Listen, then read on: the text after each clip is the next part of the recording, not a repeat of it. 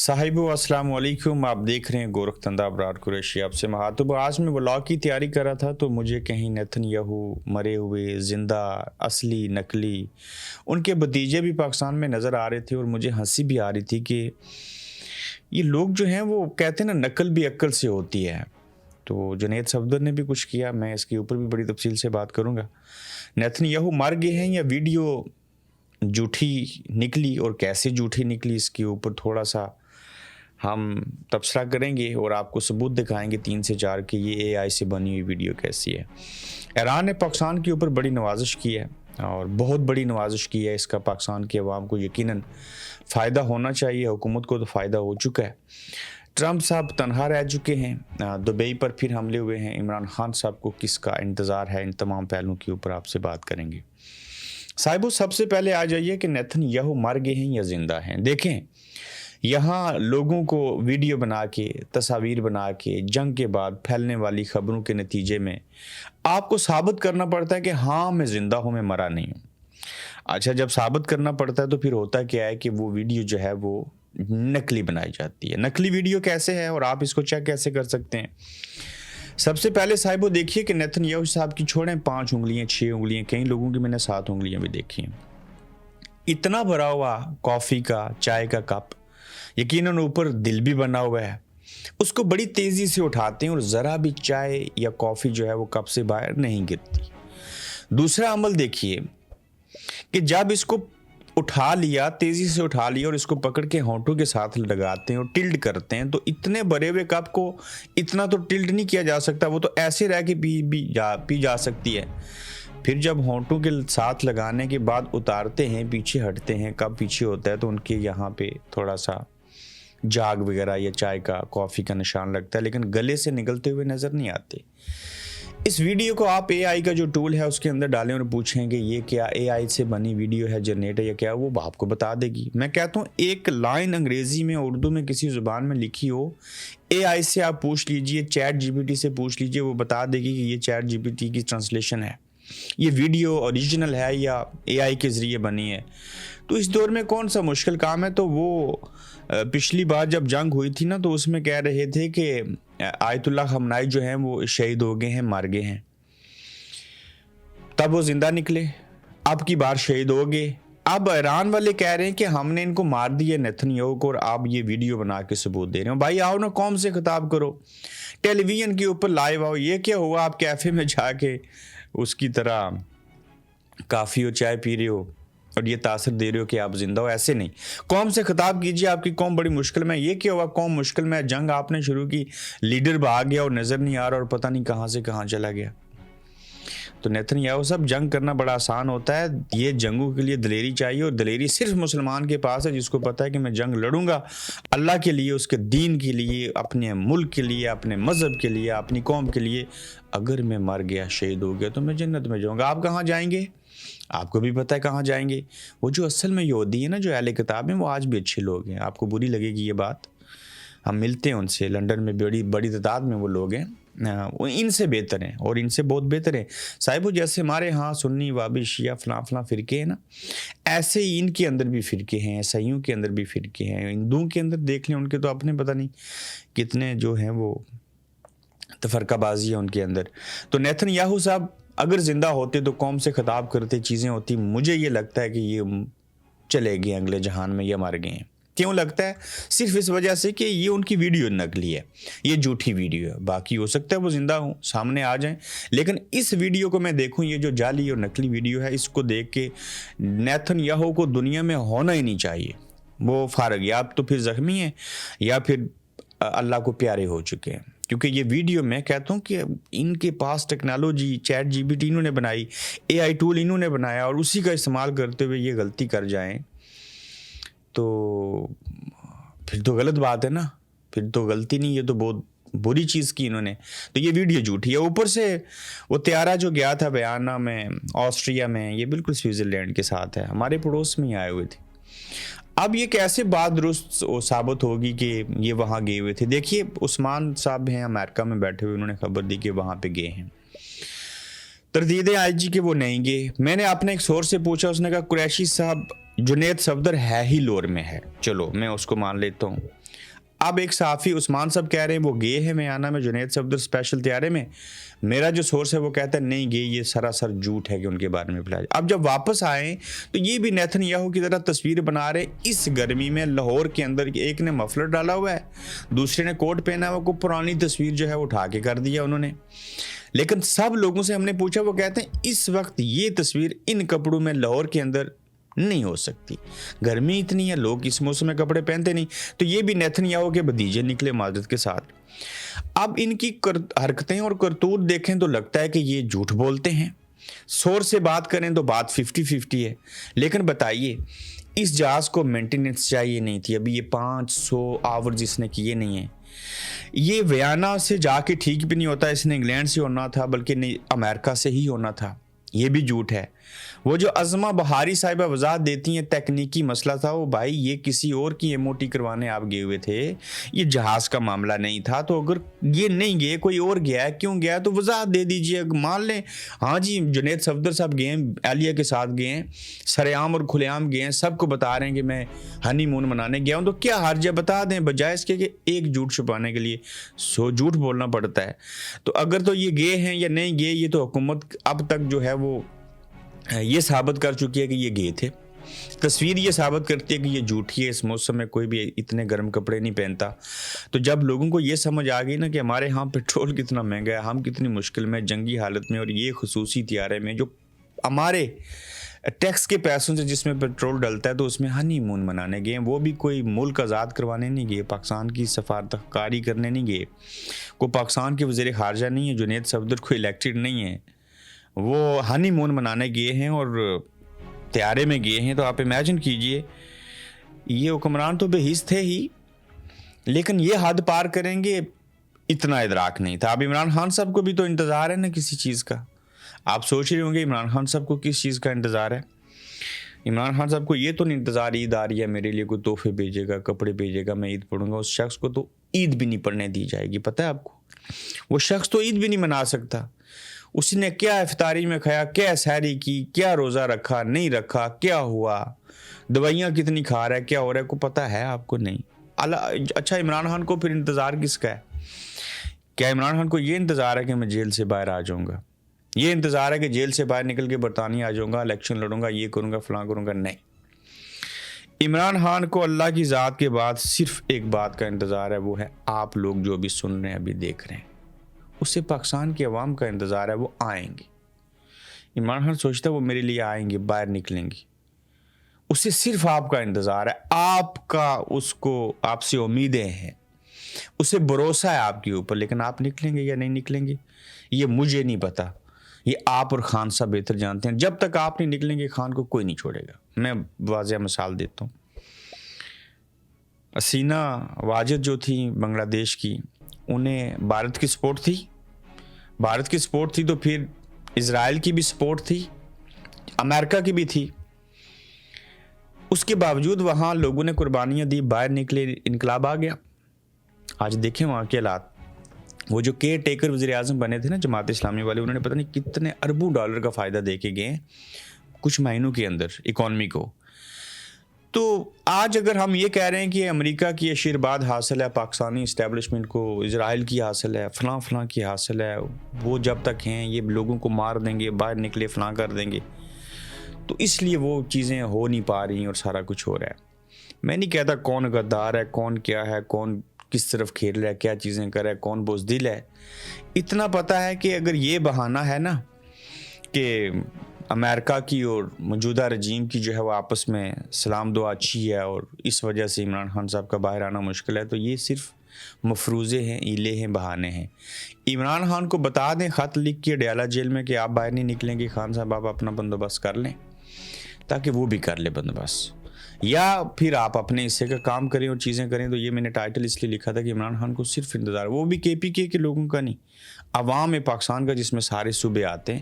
یہ کے پی کے والوں نے چھڑانا ہوتا تو یہ پٹھان بڑے جوش اور جذبے والے ہیں, کب کا اٹھا کے لے جاتے خان صاحب کو. تو یہ جب تک سارے ایک قوم بن کے نہیں نکلیں گے, ایک ہجوم بنتے رہیں گے, تب تک چیزیں نہیں ہوں گی. آپ نے جنگ لڑنی ہے, روزے رکھنے ہیں, عید کرنی ہے, گرمی سے بچنا ہے, احتجاج کرنا ہے, کیا کرنا ہے, ملک میں کوئی آزادی چاہیے نہیں چاہیے, حقیقی آزادی ملنی چاہیے, کس کو ملنی چاہیے، کیسے ملنی چاہیے، یہ آپ لوگوں نے طے کرنا ہے۔ ایران نے پاکستان کے اوپر صاحب بڑی نوازش کی اور یہ بڑے دنوں کے بعد بڑی اچھی خبر ہم آپ کو دے رہے ہیں۔ دیکھیں اپنائے ہرمز جو ہے وہ ہرمز بند ہے، وہ بند ہونے کی وجہ سے سوائے چین کی کسی کو تیل نہیں مل رہا۔ برطانیہ کو، فرانس کو، جرمنی کو، دیگر ممالک کو امریکہ کہہ رہا ہے اپنے بیڑے لے کے آؤ، وہاں پریشر ڈیولپ کرو، ہمارا ساتھ دو، ہم نے ابنائے ہرمز کو کھولنا ہے، اس سے ہماری ستیہ ناش ہو چکی ہے، جنگ ہم ہار چکے، رجیم چینج ہم نے نہیں کی، ابنائے ہرمز بند ہو چکا ہے، تیل لینے کے لالے پڑے ہیں، ایرانیوں نے ہمیں دوسرا والا تیل دے دیا، تو اس کے باوجود کوئی بات نہیں ہو رہی۔ لیکن اس ساری صورتحال کے پیش نظر ایران کی جانب سے پاکستان تیل بردار جہاز کو ابنائے ہرمز سے گزرنے کی خصوصی اجازت مل گئی ہے، اور یہ بہت بڑی خبر ہے آج کی۔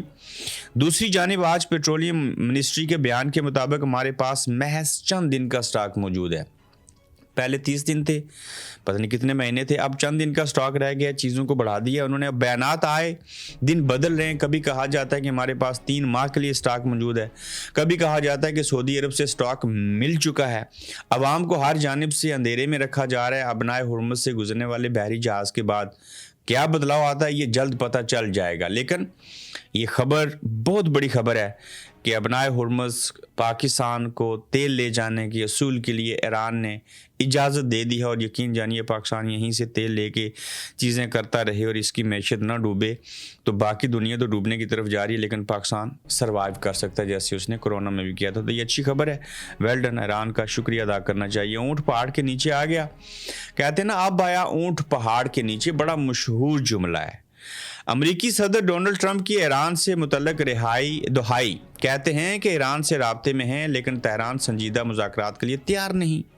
ایران سے رابطے میں ہے لیکن تہران سنجیدہ معاملات کے لیے تیار نہیں، مذاکرات کے قریب ہیں، امید ہے ایران جلد مذاکرات کے لیے راضی ہوگا۔ پہلے کیا کہتے تھے، ہم جنگ مار کے خوش ہوتے ہیں، ہم وینزویلا کے صدر کو وہاں سے اٹھا کے لے آتے ہیں، ہم چاہیں تو اسامہ بن لادن کو وزیر آباد میں پاکستان جا کے وہاں سے آپریشن کر کے لے آتے ہیں، ہم چاہیں تو ہم کیا نہیں کر سکتے۔ لیکن یہاں آپ کہہ رہے ہیں کہ امید ہے کہ ایران جلد راضی ہو جائے گا مذاکرات کے لیے۔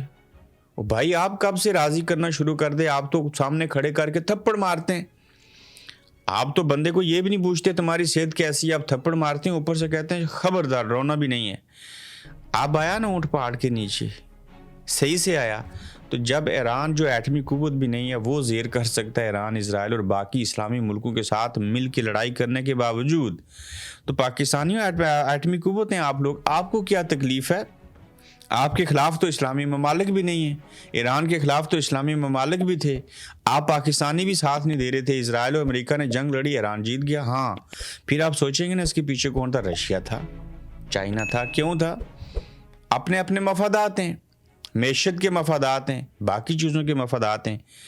ٹرمپ سب تنہا رہ گئے ہیں اور ٹرمپ کے مجوزہ ابنائے ہرمز بحری اطاعت پر ممالک کا رد عمل سامنے آیا۔ میں نے آپ کو تھوڑی دیر پہلے بتایا نا کہ انہوں نے کہا تھا آپ اپنے بحری بیڑے لے کے آؤ، تیل لے جانے کے لیے پریشر ڈیولپ کرو، فرانس چیزیں کرو۔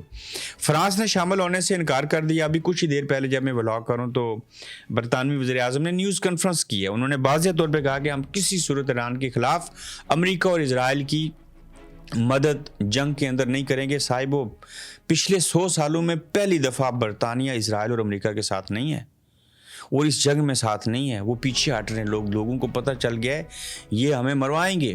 نیتن یاہو خود زندہ یا نہیں ہے اسے اپنے اس کے بارے میں لالے پڑے۔ ٹرمپ کا ذہنی توازن ٹھیک نہیں ہے، دیکھیں اوپر کیا کہہ رہا ہے، پہاڑ کے نیچے آیا ہوا ہے، نیچے کیا کہہ رہے ہیں۔ اب رد عمل دیکھیں، فرانس نے شامل ہونے سے انکار کر دیا، آسٹریلیا نے شرکت مسترد کر دی، جاپان نے تعیناتی سے انکار کر دیا، برطانیہ نے تاحال مثبت رد عمل نہیں دیا۔ لیکن نہیں، ابھی یہ خبر آ گئی جب میں آپ سے بات کروں کہ یہاں کے پرائم منسٹر نے کہا ہے کہ ہم کسی صورت ایران کے خلاف نہیں جائیں گے اور اسرائیل اور امریکہ کی مدد نہیں کریں گے۔ جنوبی کوریا تجویز کا جائزہ لے رہا ہے جبکہ چین نے فوجی شرکت مسترد کر دی۔ میں حیران ہوں، یہ چین کو بھی کہہ رہے تھے۔ پاکستان کے لیے بری خبریں یا اچھی خبریں؟ صاحبو پیٹرولیم مصنوعات کی قیمتوں میں ہفتہ وار اضافے کے بجائے روزانہ کی بنیاد پر رد و بدل کی تجویز زیر غور ہے۔ اس سے ذخیرہ اندوزی سے بچا جا سکتا ہے، قیمتوں کو عالمی منڈی سے ہم آہنگ بھی رکھا جا سکتا ہے۔ سابق گورنر اسٹیٹ بینک عشرت حسین کے مطابق مہنگی پیٹرولیم مصنوعات کی درآمد سے بیرونی سیکٹر کو 12 سے 14 ارب ڈالر کا نقصان ہو سکتا ہے۔ ماہر معیشت حفیظ پاشا کے مطابق ترسیلات زر میں 2 سے 4 ارب ڈالر کی کمی کا خدشہ بھی ہے۔ روزنامہ دنیا نیوز کے اوپر یہ رپورٹ کی گئی۔ دبئی پھر سے حملوں کی زد میں ہے صاحبو، یہ بتایا تھا نا، ببل ٹوٹ گیا، پھٹ گیا، بہہ گیا، یہ عیاشیوں میں لگے رہے حکمران، دوسروں پہ رلائے کرتے رہے، اپنا کچھ نہیں کیا، دوسروں کے پیسے کو استعمال کیا۔ اب دیکھیے ڈرون حملہ ہوا ہے دبئی ایئرپورٹ کے قریب، اور ڈرون حملے کے بعد آگ بھڑک اٹھی، پروازوں کی معطلی۔ اس واقعے کے بعد دبئی ایئرپورٹ پر فلائٹس آپریشن عارضی طور پر معطل کر دیا گیا، اور کئی پروازوں کا رخ مسقط اور دیگر قریبی ہوائی اڈوں کی طرف موڑ دیا گیا۔ صاحبو یہ جب جنگ کے حالات شروع ہوئے نا خلیجی ممالک میں، جس میں قطر ہے، بحرین ہے، کویت ہے، دبئی ہے، آپ کو پتہ نا دبئی یہ بالکل سامنے کراچی، وہاں سے تو میرے خیال سے 1 گھنٹے کی فلائٹ ہے، بتائیے گا کتنی دیر لگتی ہے۔ تو یہ جتنے برٹش ایئر ویز اور دیگر جہاز تھے وہ سارے کراچی میں پارک ہوئے تھے۔ اس وقت پاکستان ہماج کا بنا ہوا ہے، اور یہ کراچی 1970 میں اس ٹائم کے اندر یہ سنگاپور سے، دبئی سے، سعودی عربیہ سے، قطر سے، یہ سارے لوگ آ کے وزٹ کرتے تھے، کراچی کو دیکھتے تھے، کراچی دبئی ہوا کرتا تھا۔ آپ میں سے جو بڑی عمر کے لوگ مجھے دیکھ رہے ہیں، مجھے سن رہے ہیں، میں تو 1970 میں پیدا بھی نہیں ہوا تھا، آپ لوگ کمنٹ میں ضرور لکھیے گا۔ اور پھر یہ آج سنگاپور کے اندر کوئی تھوک نہیں سکتا، تھوکنے کے اوپر سزا ہے، اور سنگاپور دنیا کا سب سے خوبصورت بھی کہہ سکتے ہیں اور سب سے بڑا صفائی اور ستھرائی والا شہر ہے۔ تو اگر اس وقت کراچی ایسے تھا تو یہ عرب لوگ آ کے دوسروں کا پیسہ لگا کے کراچی کو دے کے سارا کچھ اٹھا کے وہاں لے گئے، یعنی کہ اس طرح کا ماڈل انہوں نے اپنا بنا لیا، اور وہاں پہ تجارت ہو رہی ہے۔ ہم تو دوبارہ سے یہ ساری چیزیں کر سکتے ہیں نا۔ آج صحیح موقع ہے کہ یہ ممالک جو ہیں وہ تحفظ نہیں ہے ان کے پاس، ایٹمی قوت بھی نہیں ہے اور چیزیں بھی نہیں ہیں۔ آپ کراچی سے، سندھ سے لے کے وہاں گوادر تک اتنا خوبصورت یہ پورا ایریا بنا سکتے ہیں کہ یہاں آئے نا لوگ، شپمنٹ ہو، ساری چیزیں ہوں، تجارت ہو، تو لگ پتہ جائے نا۔ متحدہ عرب امارات کے دیگر علاقوں جیسے فجیرہ کے صنعتی زون میں بھی ڈرون حملے کے بعد آگ لگنے کی خبریں آئی ہیں، اس کے ساتھ دیگر عرب ممالک میں بھی ڈرون حملے وقتاً فوقتاً جاری ہیں۔ اب یہ ایران کر رہا ہے یا امریکی کر رہے ہیں یہ پتہ نہیں ہے۔ ایران امریکی اڈوں کے علاوہ تمام مقامات پر کیے جانے والے حملوں سے تلخی کا اعلان کرتے ہوئے کہتا ہے کہ اسرائیل اور امریکہ کی یہ چال ہے، یہود و نصارہ کی چال ایسی ہوتی ہے نا۔ میں یہ دعوے سے کہتا ہوں یہ ایران نے حملے نہیں کیے، ایران کبھی بھی ایسی جگہ کے اوپر حملہ نہیں کرے گا صاحبو جہاں پہ فوجی اڈوں کے علاوہ جو بھی مقامات ہیں وہاں پہ حملہ نہیں کرے گا۔ لیکن مجھے یہ لگتا ہے کہ یہ مکہ مدینہ کے اوپر بھی چڑھائی شروع نہ ہو جائے، پہلی تو بات ہے اللہ کا گھر ہے، اس کی حفاظت پوری دنیا کے مسلمان کریں گے، تو یہ یہود و نصارہ یہ لومڑی والی چال چل کے عرب ممالک کے اندر، خلیجی ممالک کے اندر حملہ خود کرتے ہیں، اور یہ تاثر دے رہے ہیں کہ یہ جو عملے ہیں یہ کون کر رہا ہے؟ ایران کر رہا ہے، تاکہ یہ مسلمان آپس میں لڑیں، ڈیوائڈ اینڈ رول کیا جائے، یہ کمزور ہوں، ان کو کچل دیں۔ اسرائیل گریٹر اسرائیل بناتے ہوئے سعودیہ کیا خانہ کعبہ کے اوپر بھی نعوذ باللہ ماتم کے ساتھ قبضہ کر کے تو ہم آگے بڑھیں۔ حکومت نے ایک طرف سے تعلیم کو بند یا ختم کرنے کی مہم چلائی ہوئی ہے، اور اس وقت پاکستان بھر میں فزیکل کلاسز بند ہیں۔ پاکستان کے تعلیمی نظام میں غیر متوقع چھٹیوں اور سکڑتے ہوئے تعلیمی سال کا مسئلہ ایک سنگین بحران کی شکل اختیار کر چکا ہے، اور گزشتہ تعلیمی سال میں غیر اعلانیہ چھٹیوں کی وجہ سے صرف 127 دن تعلیمی سرگرمیاں ممکن ہو سکیں گی، جبکہ رواں سال تعلیمی کیلنڈر مزید سکڑتا نظر آ رہا ہے۔ مختلف سیاسی، سماجی، علاقائی، عالمی اور موسمیاتی وجوہات کی بنا پر اسکولوں میں چھٹیوں کا اثر براہ راست بچوں کے مستقبل پر پڑ سکتا ہے۔ یہ ساری صورتحال ہے، دیکھتے ہیں کہ کیا ہوتا ہے۔ صاحب شریف خاندان کے جھوٹ نے بے نقاب کیسے ہوئے؟ گلف سٹریم طیارہ پہلے چھپایا گیا، جب میڈیا پر خبر آئی تو کہا گیا کہ یہ پنجاب ایئر لائن کا جہاز ہے، حالانکہ پنجاب ایئر لائن کہیں رجسٹرڈ ہی نہیں دنیا کے کسی بھی کونے میں۔ پھر دعویٰ کیا گیا کہ اس طیارے میں 200 سے زائد نشستیں ہیں، سیٹیں ہیں۔ بعد میں موقف بدلا اور کہا گیا کہ دراصل VIP فلائٹس کے لیے ہے اور اس سے پیسے وصول کیے جائیں گے۔ جب طیارہ ویانا پہنچا تو ایک نیا بیانیہ آ گیا کہ یہ تکنیکی وجوہات کی بنا پر گیا ہے اور اس کی مرمت مینٹیننس ہونی ہے یا ہو رہی ہے، یعنی ہر مرحلے پر نیا جھوٹ، نیا بیانیہ۔ یہ سارے دعوے پنجاب حکومت کی طرف سے باضابطہ طور کے اوپر وزارت اطلاعات نے کیے، عظمیٰ بخاری صاحبہ نے کیے۔ کل حوالدار MF نے بھی یہی کہا کہ طیارہ جنید صفدر نہیں لے کر گئے بلکہ جہاز مرمت کے لیے ویانا گیا ہے، جبکہ یہ سیانے لوگ کہتے ہیں کہ جہاز کی مرمت جہاں سے لیا گیا وہیں سے ہوتا ہے، امریکہ سے، واشنگٹن سے، نیو جرسی ہے یا جو بھی ہے۔ تو اب حوالدار MF کو چاہیے کہ وہ پنجاب حکومت سے وہ پیپر ورک حاصل کر کے عوام کے سامنے رکھیں جس हैंगर में यह त्यारा मरम्मत के लिए गया था, वरना बेहतर यही है कि पंजाब हुकूमत के नाम नहाद तर्जमान बनने पर और इस महीने की 246वीं झूठी खबर फैलाने पर अवलदार MF, यानी कि MF से मुराद कुछ और नहीं है, मुनीब फारूक हैं, अवाम से माफ़ी मांगें। अवलदार MF मुनीब फारूक। अच्छा जी, व्हाइट हाउस से कैसी खबर आई है साहिबो, ये आज की आखिरी खबर है। व्हाइट हाउस के हुकाम के हवाले से न्यूयॉर्क टाइम्स की रिपोर्ट के मुताबिक सदर ट्रंप जंग के दौरान सऊदी वली अहद मोहम्मद बिन सलमान के साथ बाकायदा राब्ते में हैं। कहीं हुकाम ने न्यूयॉर्क टाइम्स को बताया कि मोहम्मद बिन सलमान ट्रंप पर जोर दे रहे हैं कि वो ईरान पर सख्त हमले जारी रखें। वाशिंगटन पोस्ट ने पहले रिपोर्ट किया था कि सऊदी और इजरायली हुकाम ने जंग शुरू होने से हफ्तों कबल निजी तौर पर ट्रंप पर ईरान पर फौजी हमले करने के लिए दबाव डाला था। ट्रीटा पारसी जो हैं ये उन्होंने बयान दिया है। साहिबो अपना ख्याल रखिएगा, अपना फीडबैक दीजिएगा, और इन दिनों में आपको एक ही व्लॉग मिला करेगा। ईद के बाद इंशाल्लाह हम आपसे शायद 2 व्लॉग में आपसे बात करें, तो अपना ख्याल रखिएगा। इंशाल्लाह जल्द आपसे फिर मिलेंगे। आप देख रहे हैं गोरखधंधा अब्रार कुरैशी के साथ।